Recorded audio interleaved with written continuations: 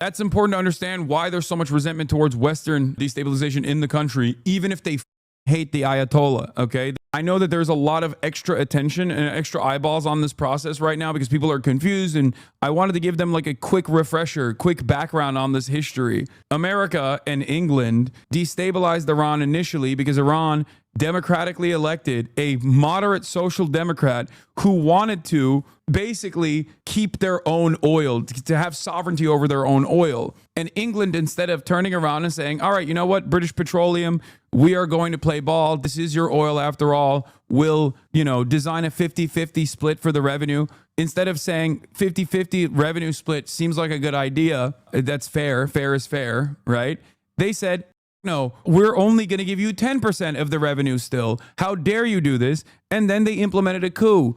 And then they installed the British puppet, the Shah. And the Shah was so unpopular, and the Iranians were so upset with this severe setback on their own sovereignty that they obviously retaliated. And there was a revolution that took place in Iran against the Shah, a revolution that was backed by the socialist forces, social democratic forces, popular mobilization, and of course, the Islamist forces as well. And the Ayatollahs came into power. People were understandably very upset, okay? They were understandably very upset at Western involvement and Western destabilization. That's important to understand why there's so much resentment towards Western destabilization in the country, even if they hate the Ayatollah, okay? There are plenty of secular Iranians that don't like the Ayatollah, that despise the repressive forces of the Islamic Republic on their own domestic affairs. But you know what they hate even more? When they get bombed by Israel, when they get bombed by America,